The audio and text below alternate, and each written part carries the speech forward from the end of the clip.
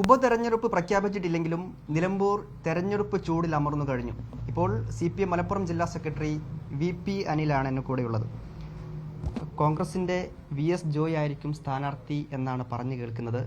കേന്ദ്ര സർവേയിൽ മുൻഗണന VS ജോയ്ക്കാണ്. എന്തായി CPMൻ്റെ സ്ഥാനാർത്ഥി നിർണയ ചർച്ചകൾ?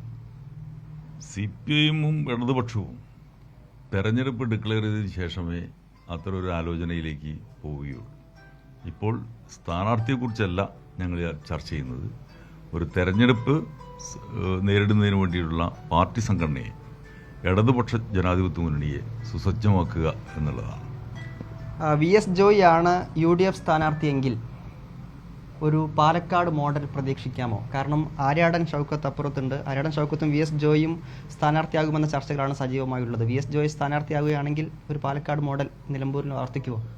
പാലക്കാട് മോഡൽ പാലക്കാടല്ലേ, നിലമ്പൂർ മോഡലാണ്. അപ്പോൾ അവിടെ നടക്കുന്ന ചർച്ചകളൊക്കെ നടക്കട്ടെ, നിലപാടുകൾ ഓരോരുത്തർ വ്യക്തമാക്കുമ്പോഴല്ലേ. ഇപ്പോൾ അവരെല്ലാവരും UDFൻ്റെ ഭാഗമായിട്ട് നിൽക്കുന്ന ആളുകളാണ്.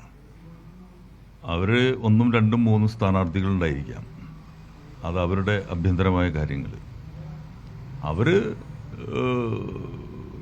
UDFൻ്റെ രാഷ്ട്രീയം ഉയർത്തിപ്പിടിക്കുന്ന ആളുകളാണ്. അപ്പോൾ ആ നിലയ്ക്ക് ഇപ്പം ഞങ്ങൾ അതിനെ സംബന്ധിച്ചിടത്തോളം അഭിപ്രായം പറയുന്നത് ശരിയല്ല. അവർ വ്യത്യസ്തമായ അഭിപ്രായങ്ങൾ രേഖപ്പെടുത്തുന്ന ഘട്ടത്തിൽ അപ്പോൾ ഞങ്ങൾ അതിനെ സംബന്ധിച്ചിടത്തോളമുള്ള അഭിപ്രായങ്ങൾ രേഖപ്പെടുത്തും. അങ്ങനെ ഒരു സാധ്യതയാണ് പൊതുവെ വാർത്തകളിൽ നിറയുന്നത്. ജില്ലാ സെക്രട്ടറി എന്ന നിലയ്ക്ക് താങ്കൾ അത് തള്ളുന്നില്ല. അവർ ആ സമയത്ത് രാഷ്ട്രീയ സാഹചര്യം കൂടി പരിഗണിച്ചായിരിക്കും തീരുമാനം, അങ്ങനെയാണ്? ഞങ്ങളെ സംബന്ധിച്ചിടത്തോളം സ്ഥാനാർത്ഥി ആര് എന്നുള്ളതല്ല പ്രശ്നം. ഇടതുപക്ഷ ജനാധിപത്യ മുന്നണിയുടെ വിജയം ഉറപ്പാക്കുക എന്നുള്ളതാണ്. ആ വിജയം ഉറപ്പാക്കുന്നതിന് അനുയോജ്യമായ ആൾ ആരാണോ ആ ഒരാളെ ഇടതുപക്ഷ ജനാധിപത്യ മുന്നണി സ്ഥാനാർത്ഥിയായിട്ട് നിർത്തുള്ളൂ. അത് തെരഞ്ഞെടുപ്പ് ഡിക്ലെയർ ചെയ്തതിന് ശേഷം പാർട്ടി ഇടതുപക്ഷ ജനാധിപത്യ മുന്നണി ആലോചിച്ച് തീരുമാനിക്കും. UDFിലെ അല്ലെങ്കിൽ കോൺഗ്രസിലെ അതൃപ്തരെ പരിഗണിക്കില്ല എന്ന് ഈ ഘട്ടത്തിൽ പറയാൻ പറ്റുമോ? അതൃപ്തരെ മുഴുവൻ പരിഗണിക്കുകയും തള്ളുകയും ചെയ്യുക എന്നുള്ളതല്ലല്ലോ ഒരു തെരഞ്ഞെടുപ്പിൻ്റെ കാര്യങ്ങൾ. അതിനെ സംബന്ധിച്ചിടത്തോളം എന്താണ്, നിലപാട് വ്യക്തമാക്കി വരുന്നവരെ, ഇത് രാഷ്ട്രീയമായ കാര്യങ്ങളാണ്. അപ്പോൾ രാഷ്ട്രീയമായി നിലപാട് വ്യക്തമാക്കി വരുന്നവരെ ആ നിലയ്ക്ക് പരിഗണനാ വിധേയമായിട്ടുള്ള കാര്യങ്ങളിലാണെന്നുണ്ടെങ്കിൽ അത്തരത്തിലുള്ള പരിഗണന കൊടുക്കുന്നതാണ്. ഈ പാർലമെന്ററി രംഗത്ത് മാത്രമല്ല, പാർലമെന്ററി രംഗമായിട്ട് കണക്കാക്കേണ്ട കാര്യമില്ല. ഞങ്ങളോടൊപ്പം ഇഷ്ടം പോലെ UDFുമായി ബന്ധപ്പെട്ടുകൊണ്ട് കഴിഞ്ഞ കാലങ്ങളിൽ പ്രവർത്തിച്ചിരുന്ന ആളുകൾ ധാരാളം കടന്നു വന്നിട്ടുണ്ട്. അവരെല്ലാവരും പാർലമെന്ററി രംഗത്തേക്കല്ല, പാർട്ടി രംഗത്തേക്കും ഇടതുപക്ഷ ജനാധിപത്യ മുന്നണിയുടെ സഹയാത്രികരായിട്ടും അതിൻ്റെ പ്രധാന പ്രവർത്തകരായിട്ടും പിന്നീട് നേതൃത്വമായിട്ടും ഒക്കെ ഉയർന്നു വന്നിട്ടുണ്ട്. അപ്പോൾ പാർലമെന്ററി രംഗം മാത്രമല്ല ഇതിൻ്റെ എല്ലാം മാനദണ്ഡം. UDFിലെ സ്ഥാനാർത്ഥി നിർണയത്തിൽ അതൃപ്തരായവർക്ക് മുന്നിൽ ഇടതുപക്ഷത്തിൻ്റെ വാതിൽ അടച്ചിട്ടില്ല എന്ന് തന്നെ അല്ലേ? ഇവിടെ നമ്മൾ കാണേണ്ടത് അവരുടെ ഉള്ള അസംതൃപ്തിക്ക് പരിഹാരം കാണുക എന്നുള്ളതല്ല.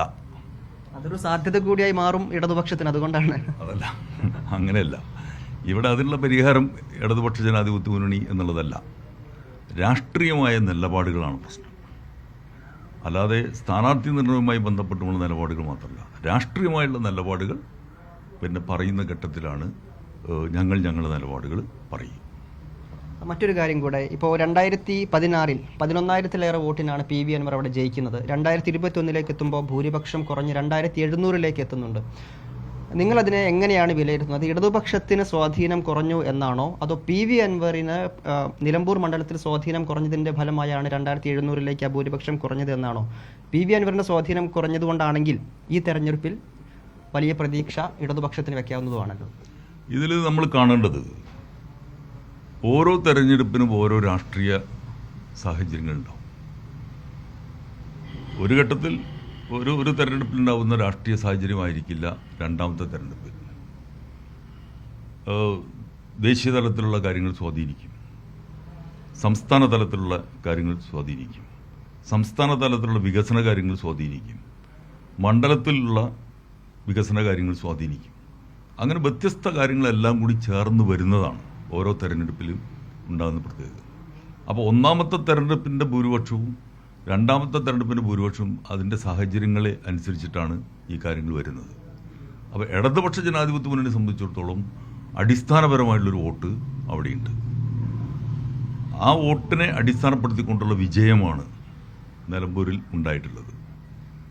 അത് പി വി അൻവർ തന്നെ രണ്ടാമത്തെ തെരഞ്ഞെടുപ്പിൻ്റെ വിജയത്തെക്കുറിച്ച് പറഞ്ഞിട്ടുണ്ട്.